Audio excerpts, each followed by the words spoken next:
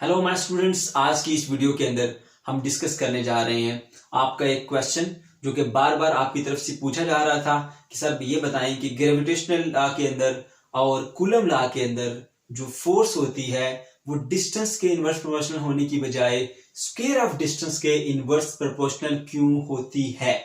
तो बच्चों इसका मैं आंसर करूंगा। इसको हम बेसिकली पढ़ते हैं इनवर्स स्क्वायर लॉ के अंदर। यूनिवर्स स्क्वायर लॉ जो है वो आप हायर क्लासेस के अंदर पढ़ेंगे, मैं आपको हरगिज वो नहीं पढ़ा रहा। और उसकी डेरिवेशन भी, क्योंकि अगर आपको मैं यहाँ कराऊंगा तो यकीनन आपको समझ नहीं आएगी, क्योंकि आपका लेवल नहीं है। तो आपके लेवल की आसान और सिंपल एग्जांपल से आपको समझाऊंगा ताकि आपको ये बात क्लियर हो जाए। ओके, तो बच्चों हमने ये समझना है कि आखिर जो हम किसी बॉडी को दूसरी बॉडी से दूर लेकर जाते हैं तो उनमें जो फोर्स कम होती है वो डिस्टेंस के स्क्वायर के इनवर्स प्रोपोर्शनल होती है। आखिर क्यों? तो बच्चों इसको समझने से पहले हम छोटी सी एग्जांपल लेते हैं एक स्प्रे पेंट की, और उसको मैं आपको समझाता हूं। उसके बाद फिर आपको बताता हूं, क्योंकि फोर्स भी बिल्कुल इसी तरह से रिलेट कर रही होती है डिस्टेंस के साथ। ओके बच्चों, मान लें कि ये एक स्प्रे पेंट है और यहां से आप ऐसे स्प्रे करते हैं तो ये अंडरशूट सी बात है, आप जानते हैं कि जो इसके पार्टिकल्स हैं वो इस तरह से ऐसे बिखरते हुए आगे जाते हैं। यूं जैसे टॉर्च लाइट होती है, यहां से आप ऑन करते हैं तो बच्चों ऐसे लाइट यूं बिखरती हुई आगे जाती है। तो ये समझने के ये हमारे पास इस तरह से जो इसके ड्रॉपलेट्स हैं पेंट के वो आगे की तरफ बढ़ रहे हैं। ओके, अब यहां से जैसे आप स्प्रे करते हैं हम ये फर्ज कर लेते हैं कि इसमें जो हमारे सामने एक पेपर पड़ा हुआ है, जिस पेपर के ऊपर हम पेंट कर रहे हैं उसका इससे जो डिस्टेंस है वो 1 मीटर का डिस्टेंस है। ओके बच्चों, आप यहां से पेंट करते हैं और ये भी सपोज कर लें कि ये जो ड्रॉपलेट्स इसमें से पेंट के निकलते हैं वो 144 ड्रॉपलेट्स हैं। जरूरी नहीं है 144 ही हो, हमने फॉर सिंपलिसिटी अंडरस्टैंडिंग अच्छे से आपको क्लियर हो इसलिए मैंने 144 का डिजिट लिया, ताकि जब ये आगे कम हो रिड्यूस हो तो आंसर पॉइंट में ना आए, और कोई पर्पज नहीं है इसका।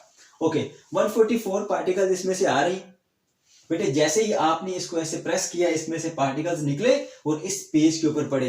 1 मीटर के डिस्टेंस पर पड़े हुए इस पेज के ऊपर 144 जो पेंट के ड्रॉपलेट्स हैं वो पड़ते हैं। अब आप क्या करते हैं, इसको 1 मीटर से 2 मीटर पर ले जाते हो। ये देखें आप, ये डायग्राम से आप क्लियरली आपको नजर आ रहा होगा। अब ये पेपर यहां से हमने इस पोजीशन पर ले गए तो जो ड्रॉपलेट्स हैं वो ऐसे फैल रहे हैं। अब ये सारे ड्रॉपलेट तो इस पेज के ऊपर नहीं आएंगे, बल्कि सिर्फ उसका 1/4 पार्ट आप ये देख सकते हैं, क्योंकि इस तरह से फैल रहे हैं। ये पेपर इस लोकेशन से इस लोकेशन पर आया है तो अब 1/4 जो पार्टिकल्स हैं वो इसके ऊपर पड़ेंगे। यानी अगर 144 थे तो उसका 1/4 कितना होता है 36। सिर्फ 36 ड्रॉपलेट इसके ऊपर पड़ेंगे, बाकी वेस्ट हो जाएंगे। अब अगर आप डिस्टेंस को 1 मीटर और आगे की तरफ मूव करते हैं तो फिर क्या होगा? अब ये होगा बच्चों, ये आप देखें ये और ज्यादा स्प्रेड हो जाएंगे पार्टिकल्स, और इसके ऊपर अब और कम पार्टिकल पड़ेंगे इसके ऊपर। तो उससे क्या होगा, इसके ऊपर जो पड़ने वाले पार्टिकल जो है वो 1/9 पार्टिकल, यानी टोटल का 9th पार्ट। तो सिर्फ और सिर्फ 16 पार्टिकल इसके ऊपर गिरेंगे और फिर बाकी वेस्ट हो जाएंगे।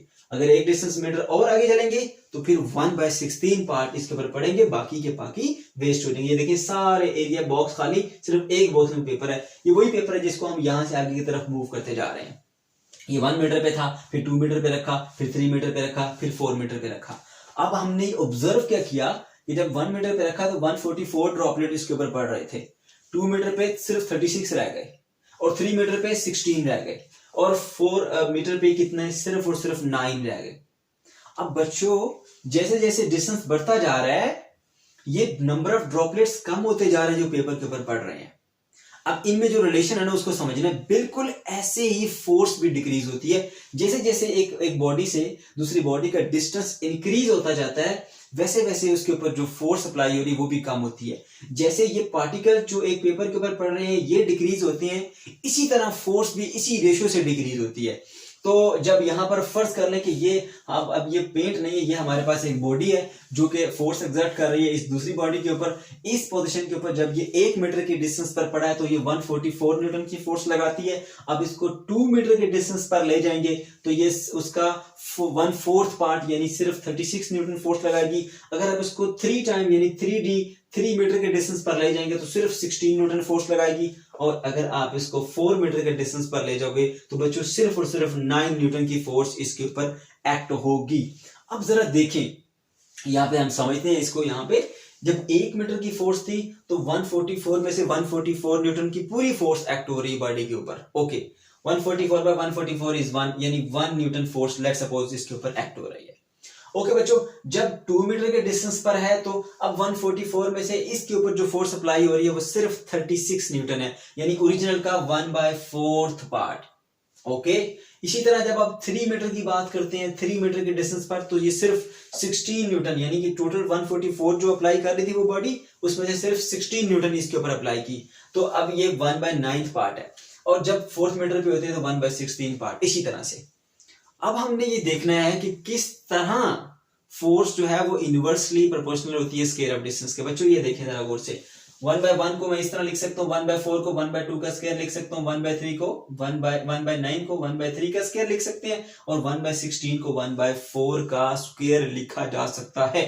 ओके, अब जब डिस्टेंस 1 मीटर था तो फोर्स कितनी है हमारे पास 1, तो 1/1 का स्क्वायर हम लिख सकते हैं, इसको इज 1 न्यूटन। जब डिस्टेंस 2 मीटर हुआ तो फोर्स कितनी हुई 1/2 का स्क्वायर, ये देखिए 1/4 था ना, 1/2 का स्क्वायर 1/4 न्यूटन।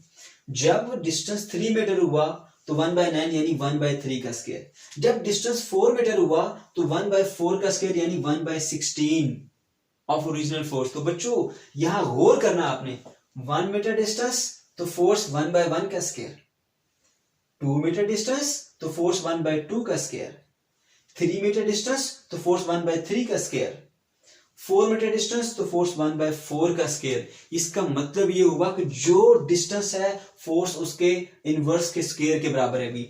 तो बच्चों आपने क्या करना, अगर डिस्टेंस 4 के बजाय यहां पर d रख दिया जाए तो फिर फोर्स कितनी होगी 1/d का स्क्वायर। तो बच्चों ये वो लॉजिक है, ये वो कंसेप्ट है जिसकी बेस के ऊपर हम कहते हैं कि force is inversely proportional to square of distance. कि क्यों स्क्वायर की इनवर्स प्रोपोर्शनल होती है। ओके बच्चों, अब हम ये देखते हैं इसको ग्राफिकली कि किस तरह डिस्टेंस जो है वो फोर्स के रिस्पेक्ट से डिक्रीज करती है।